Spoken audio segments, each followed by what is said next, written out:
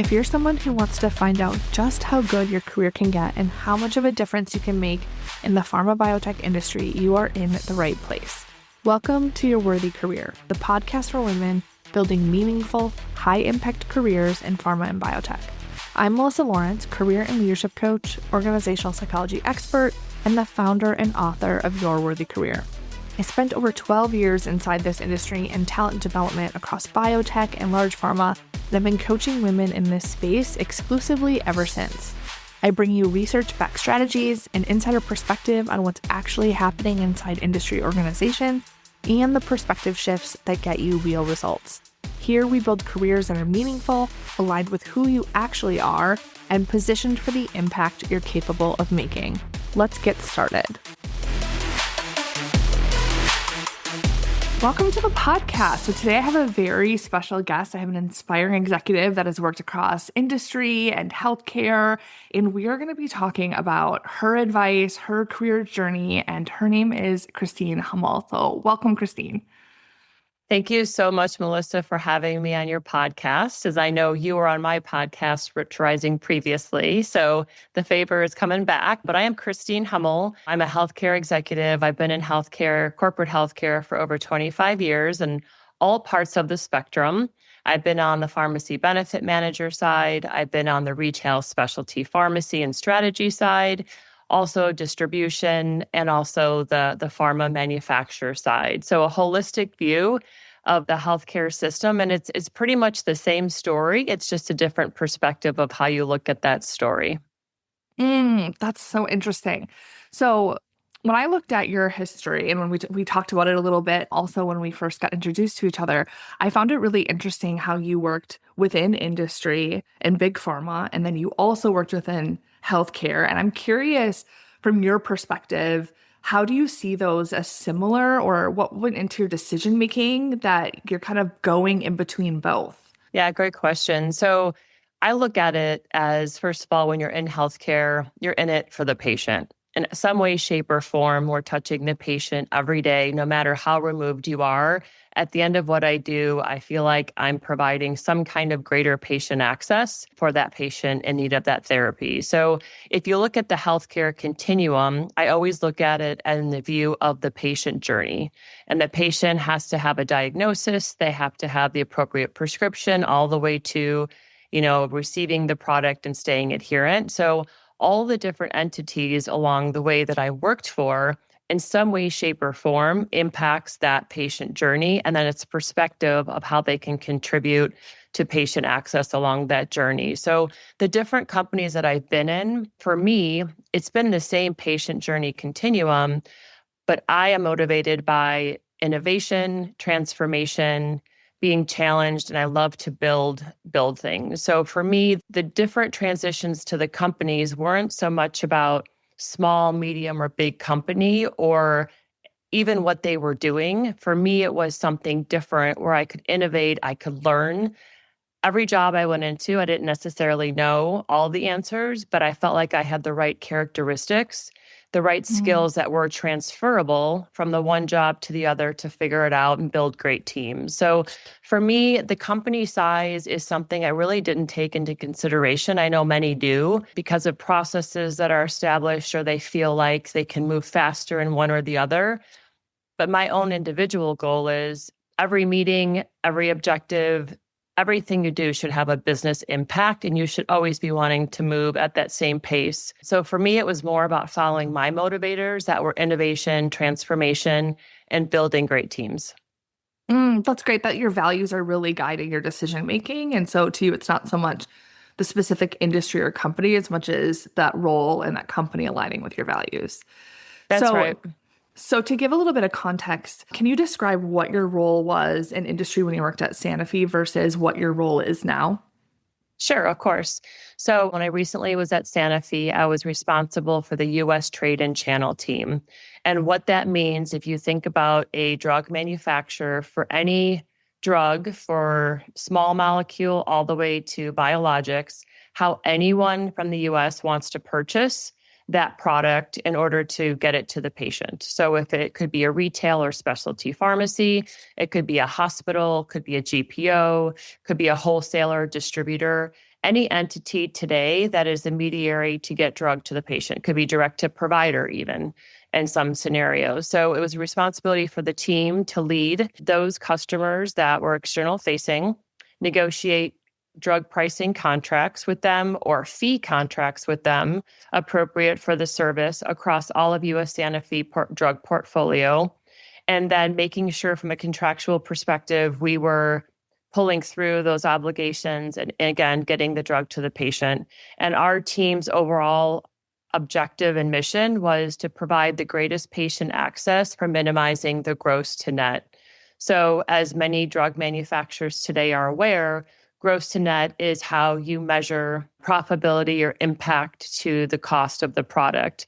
So there are so many fees and discounts that each manufacturer has to put into a different drug to get that drug to the patient. So we were very responsible in terms of the trade and channel team of developing the gross to net model. And then the broader market access team that was led by head of market access, there was a very strong framework that governed the entire market access team that looked at everything from a gross to net lens. So you have a holistic view of every fee, every discount, every rebate across the entire, if you think of that vertical integration slide that we all know that keeps growing with you at the top line of the insurers and then all the entities within, that represents 95% of US healthcare.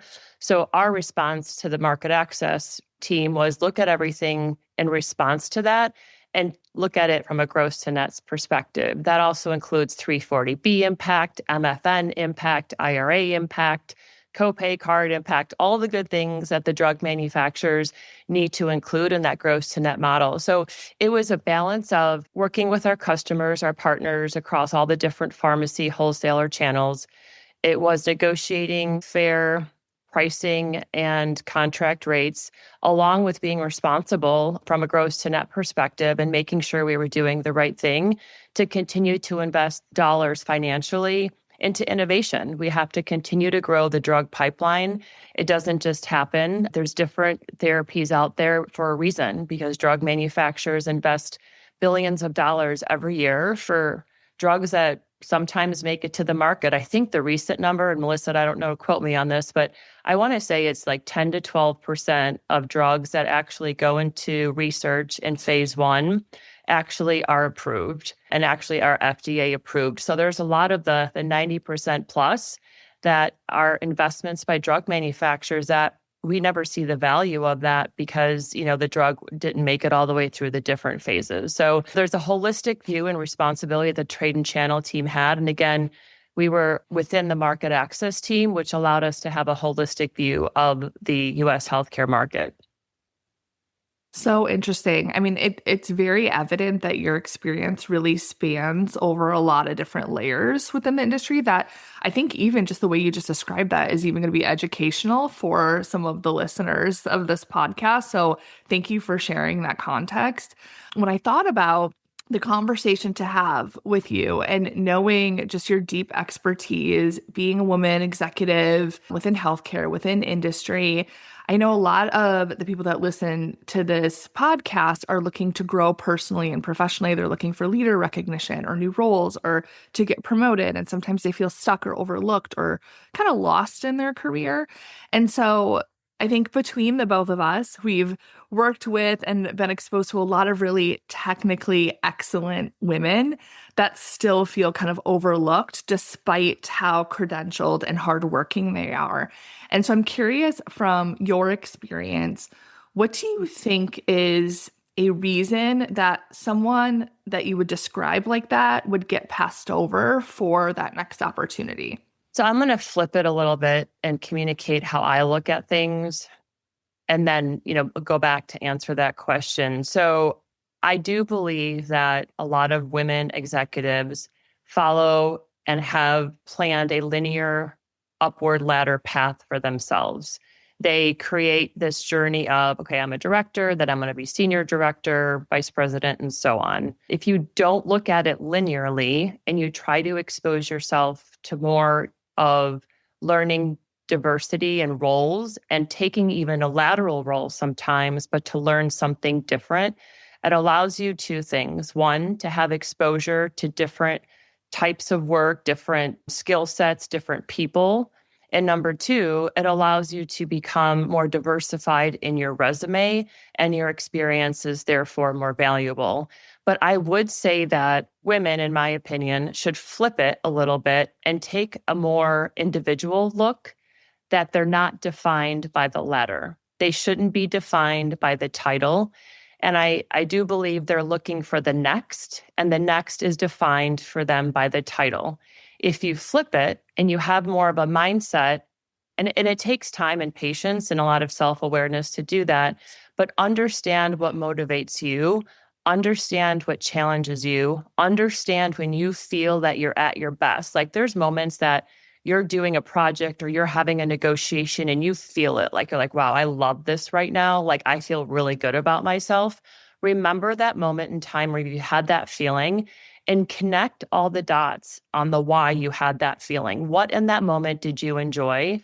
And I would argue if you stay true to what motivates you and you diversify your experiences and you put yourself out there, no matter how uncomfortable you are about taking a lateral job you don't know about, you will have more opportunities presented to you. And instead of striving for getting to the next ladder, because I think when you're looking at just the ladder, it becomes very linear and tactical. And you think of certain checklist things you have to do. And let's be honest, women are checklist people because we have 100 things all the time in our brain checking off. But think about it differently. Don't think about it as a checklist. Think of it out as a broad universe, and you're just trying to pull in every opportunity to learn, to diversify yourself, to become, a better candidate for that next role. And by the way, you probably will be a little bit happier doing things that way because you're having different experiences and you're figuring out who you are along the way versus letting a ladder define you. So I know I kind of answered the question differently, Melissa, in terms of what tactics or skills, but I think we have to shift our mindset and look at things differently on a much broader scale versus having this tactical approach. Yes, I completely agree. I actually call that finding your hidden door. So instead of going up the ladder, it's let's figure out what is really best for you and then create a strategy for you to find that hidden door that's not going to be available on a ladder because it's uniquely positioned for you. So that's refreshing to hear. I guess when I'm thinking about that, if someone is at work and they're thinking, okay, I need to kind of figure out what really lights me up and be open to things outside of the title, sometimes we might just feel really entitled for that title. And I see a lot of advice or just this idea that you should just leave your company in order to get that title somewhere else, that it'll be easier to get it if you just leave the company. Is there anything you can share on, I guess, what women should consider before leaving their company and instead maybe a way that they could reshape their role where they're at, or maybe go through the hard work of building the skills to be successful in a space and solving the problem of why am I not advancing as opposed to I'm going to give up here and go somewhere else? Yep. So, the first question I would say is, why are you striving for the title? In my opinion, you should never strive for the title. You should always strive to individually make yourself better and improve yourself in any way, shape, or form that you want to. That title doesn't necessarily make you better. That title is just a label that we feel like we need to prove ourselves because we're continually wanting to prove ourselves. So some things women can do is, number one is don't make it just about your job. Your job is a title. It has a job description. Evolve it. Make it bigger. Be curious about your job. So for example, I tell people all the time, you should have 3 to 4 people internally at your company outside of your department that you are networking on a regular basis. If it's once a quarter, once a month, depending on your bandwidth, set up one-on-ones, be curious, ask them questions about what they do, what they like about the company, what they like about their role. Where do they see healthcare going? What trends do you see impacting, our organization? What trends impact our jobs? How will AI impact what we're doing? Be curious and ask people questions and have a conversation outside of your title and your department. And then the second thing I would say is it's not all about one company. It's about the broad universe of what you want to do, if that's healthcare or something broader. So be curious and develop a network outside of your company. Have 3 to 4 women that even outside of your industry, maybe it's even outside of healthcare, but maybe it's a job description. We all stalk people on LinkedIn, and sometimes I'm like, wow, this person has a pretty cool job. I want to learn about it. I will message them and I will ask them for a conversation. And I want to learn what they're doing, why they're doing it, and be curious. So I would think building a network internally and externally and not making it about the title and the job, you will naturally build this network of men and women and just people in your industry that now you're curious. Now you're having different conversations outside of just the title and job description, which makes you much more marketable and much more diverse. And the curiosity, people don't hire for the skill set, in my opinion. I just restructured a team a year ago, and I didn't hire for experience or knowledge of that certain, like, let's say, specialty pharmacy. I looked for characteristics. I looked for enterprise-wide thinking. I looked for problem solving. I looked for having a proactive mindset, growth mindset. I looked for having, a gross to net, a holistic view of healthcare.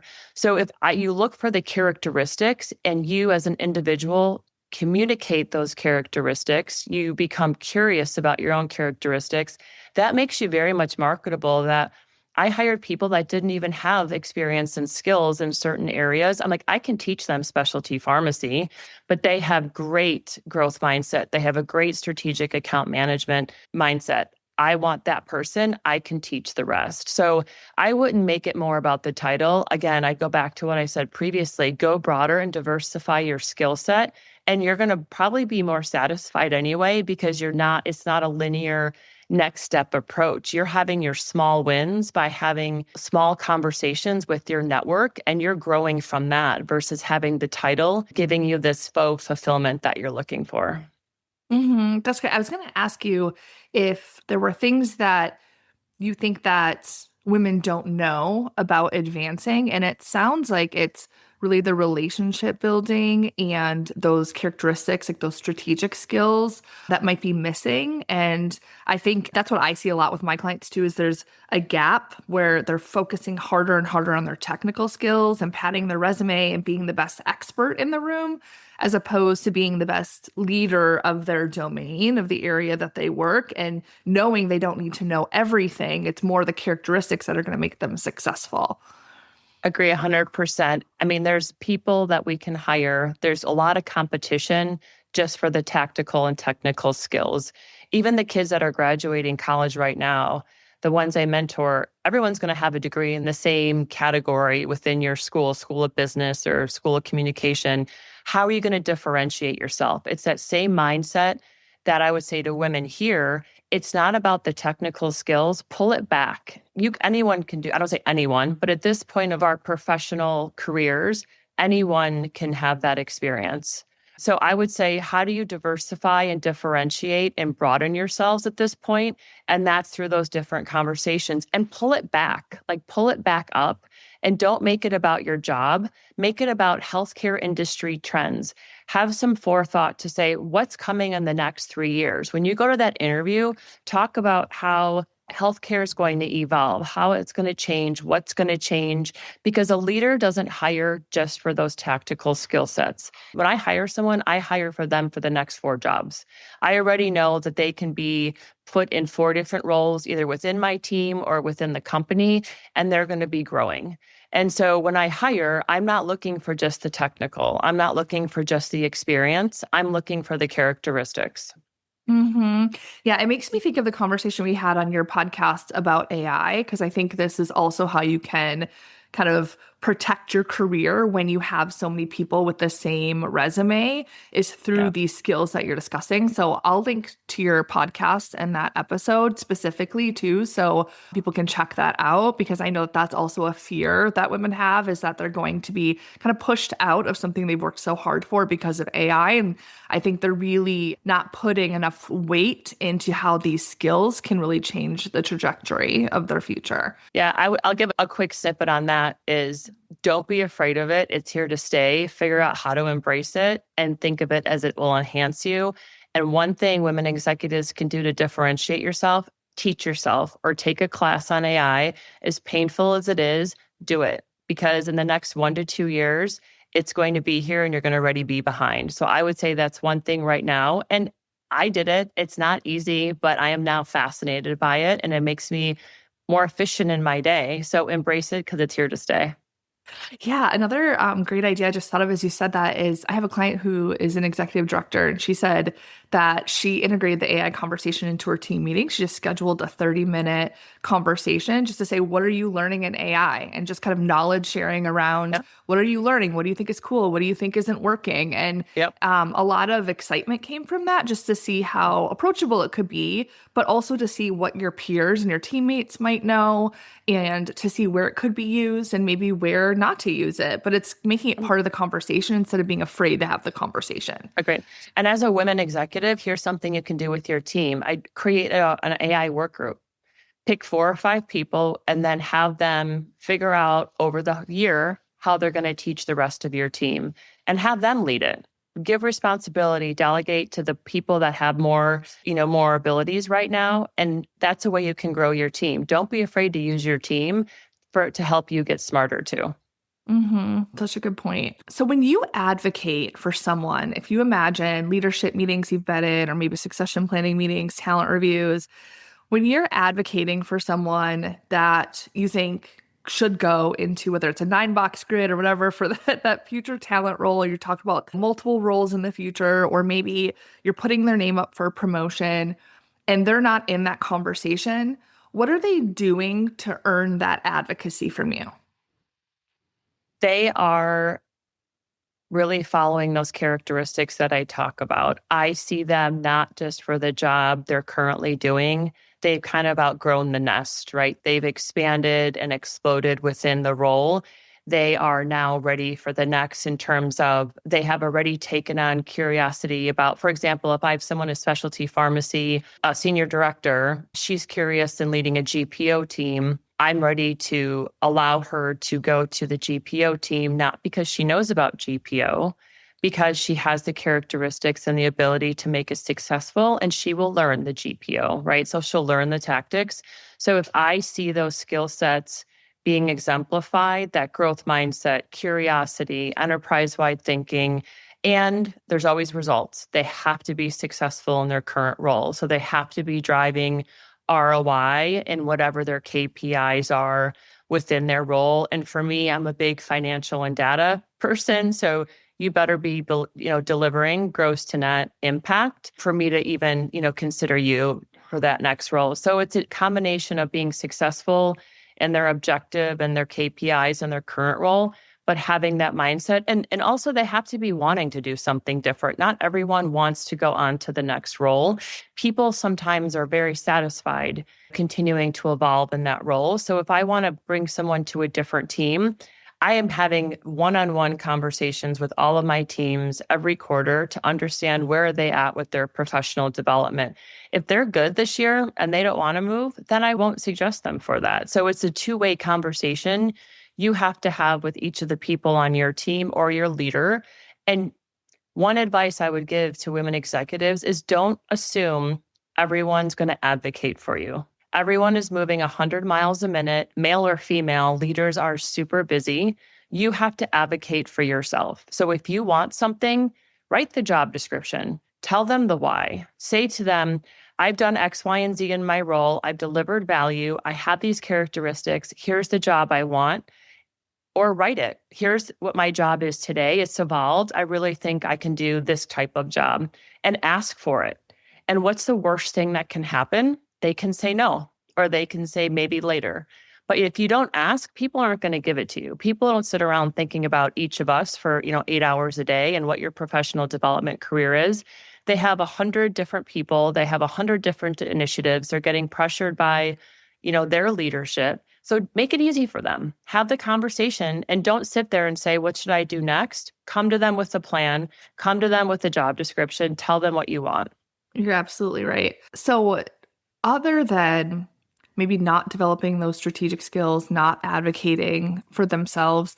Is there anything else that you've seen as maybe a pattern that women specifically might do that kind of sabotage their best efforts for growth? What I normally see is they're waiting for someone to recognize them. They're waiting for someone to acknowledge and ask them to do the next versus them taking the initiative to make the ask. That's probably the biggest thing. And when I see that, again, if you're having continual conversations with your leader, it shouldn't happen.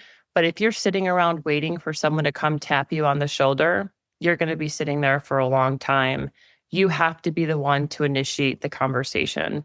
So I would say, and don't wait until you're ready. You should always know when you're in a role, what you should constantly have check-ins with yourself. Is this motivating to me? Am I enjoying this? If I were to do something different, what would it be? It's not like you end a job and you're ready for the next. It should be a continual evolution as you're continuing to think about your next steps. I think that sometimes women too can keep their head down as far as they might advocate for themselves and hear a no, and then just kind of go back and keep their head down and just do the work and hope the recognition comes. Or they might think that if there's some sort of constraint within the organization or maybe a direction the organization is going, like I know right now with AI, with a little bit of market volatility, there's a lot of changes going on. And that technical competence isn't enough. And so some leaders will resist that they need to lead differently. And that can hold them back because they're not looking at, okay, the organization is changing. How can I lead in this new kind of era versus I'm going to just be miserable that it's not going the way that I want it to, and then maybe leave and find somewhere else that is more aligned. And I think it's so important that you build the skills to grow with your company, because your company, no matter where you work, unless it's your company, you don't get to set the direction. You're there to support the objectives, and hopefully you have a place that you can influence those objectives, but you're there to problem solve and to figure out how to bring that mission and vision to life. And I think sometimes women get really stuck in, this isn't the way that I think it should be. Yeah. And I think a lot of women, we do a really good job of being super polite, and we don't ever want to hurt anyone's feelings. And we're people pleasers, and we're afraid if we get rejected, it doesn't feel good. We want to fit in. We're continually trying to be perfect and prove ourselves, and it's exhausting, right? So again, it's important it's not about the acknowledgement or the ladder. And think about it, it's only one person. Your manager at that time or your leader at that time is one person in your life that has all the responsibility to give you that next role. That's a lot of responsibility for that person. Don't make it that person's responsibility, make it your own. And so if you think about just having all of your future in that one person's hands, you wouldn't do that with any of your family. You wouldn't put it in one person's hands. So that's why the diversity to expand your network and to have different conversations with other people than just your leader is so important. And to make sure that you're not just looking at your job, you're not putting your head down. And if you say no, get up and try again, figure it out. Like, there's plenty of no's that are going to happen, and that's okay. And the companies will continue to shift, right? I had someone when I was transitioning from Sanofi to my current role at Leap. Someone said to me, we've had 4 leaders in the past 6 years. And I said, correct. And you should have adaptability and resilience to respond to that, because that's not going to change anytime soon. This industry is moving fast. There's a lot of changes happening. I know regulatory, government, all over the place. And this is the way it is. People are moving faster. We're becoming smarter as humans. So be adaptable and respond to that. So you're not going to have the same leader for 24 years anymore. Those days are gone. And so you have to have the adaptability and the resilience. And even more so, that's why you have to diversify the people that you know and create your network to get you through the evolution of healthcare. Yes. And you talked about growth mindset. And I think a lot of us think that we have it when we don't, or think it's kind of black and white. And I think that there are parts of your life or your career that you might be able to practice that growth mindset a little bit more than others.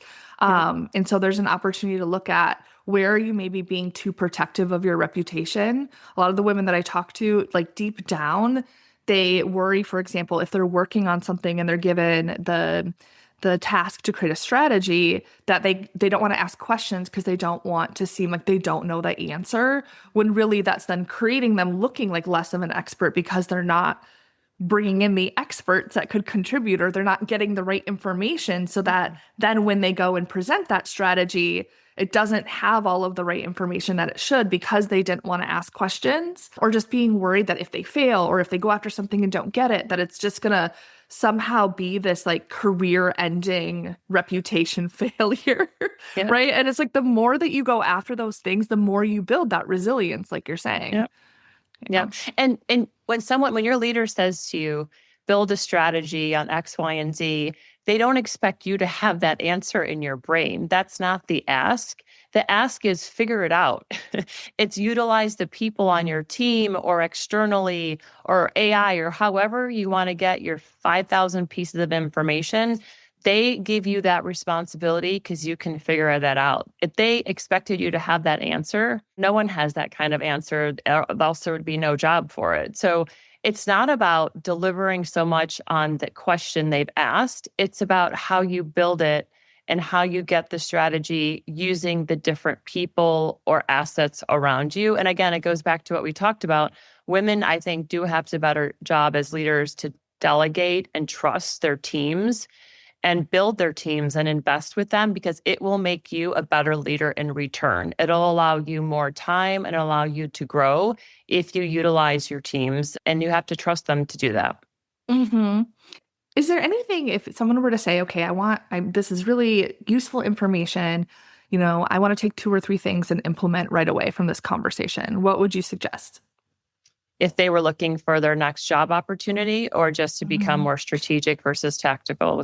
Which one? It would be, I would say, just growth and recognition, whatever that might look like, whether it's a promotion or being seen as a standout leader. I would do probably 3 things. 1, I would build your network. I would immediately set up calls internally with people that are interesting to you, have political influence, they intrigue you about what they do. You don't know about what they do. They could be outside your department. Set up those one-on-ones, talk to them about what you're doing, ask them questions about the healthcare industry, and know about it too, by the way. Do some research. Ask them industry trends that they think are going to impact our business. Ask them, and you're selling yourself, right? But you're asking them questions to sell yourself.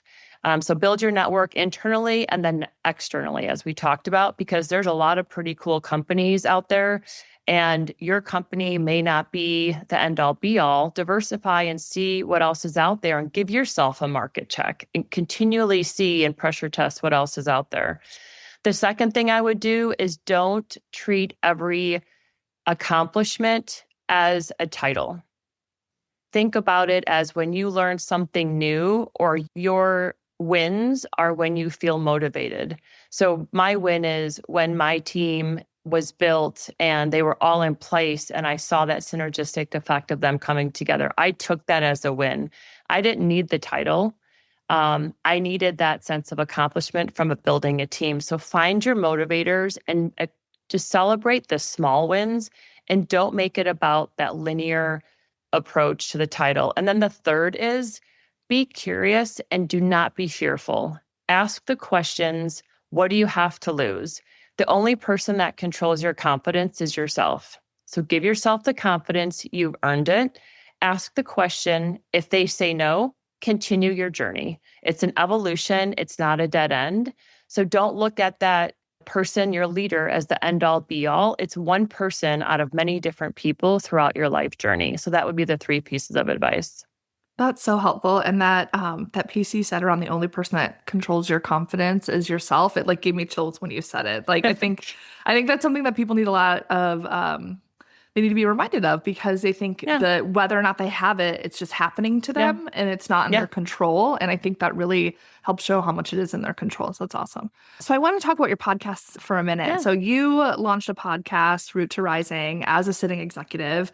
And I'm curious, I'm sure the listeners are curious too, what made you decide to build that public voice while you were inside of a company? So it started from, I used to mentor and coach many younger females, because my daughter's now 23 years old. She's a graduate of college and in the working industries. And when she was in high school, I was mentoring and coaching so many women. And also in my roles as an executive leader, I had so many people coming to me on the side saying, help me. What do I major in? What should be my next job? How do I get confidence? And the questions I was just on repeat. And I'm like, there's got to be a bigger way and a broader way to impact more people, because I'm saying the same thing over and over, right? So it was the idea. I had met someone that started a podcast. He was very familiar with the setup because it was very overwhelming. The whole technology and editing part is probably the most overwhelming, believe it or not. So help me learn the skills, how to do that. And then just started about a year ago and having those conversations between the younger generation, what their questions are, what their experiences are. And then now more the experienced professional, like what you're doing with your, people that you're helping, is how do we help the people that are our colleagues that are, similar situations or similar professional experience as us. So it's just evolved over time and it's been great. And I'm hoping that, some of the younger generation of women, like with the conversations you and I have, help them be stronger. And when I get to this point in their career, they definitely have more answers than we do. Yeah, for sure. I think the conversations on your podcast are really great, especially for that younger population. Like I think it has such a great potential it already is shaping how these women specifically look at their careers, the decisions they make, don't feel like they have to have it all figured out, and are bolder and braver than we might have been at their age. So that's amazing. Yeah. Like I said, we'll link to that so our listeners can check that out. So I have a standard closing question that I like to ask guests that come on the show. What is a piece of advice that you wish that you had earlier in your career? Take more risks. And one question I asked similarly on my podcast is, if you would do something different, knowing what you know now, what would that be? And 75% of the time, the women say, take more risks. And I think it goes back to, Melissa, of your question of don't strive for the perfect, right? Don't be safe. Take the risks. What's the worst thing that can happen? You have one career journey. Why not ask the question? And I wish I would have probably taken more risks and be okay with being uncomfortable, because you just grow when you're uncomfortable. Yeah, such a good reminder. So that was all of the questions that I had for you today. I feel like we could talk all day once again. Agreed. Agreed. Is there anything that you want to mention that we didn't talk about? No, I would just say, healthcare, where you, are very specific in the people you help. It is ever changing and it will continue to be hard, but it allows us to deliver, at the end of the day, a patient their medication. So get through the hard and always have that greater mission and the greater good as kind of your governing rule of thumb, and everything else will follow. Okay. That's such great advice. Thank you so much. Thank you so much for being on the podcast, sharing all of your wisdom. You're welcome. Thanks, Melissa, for having me. Thank you. So much. Bye.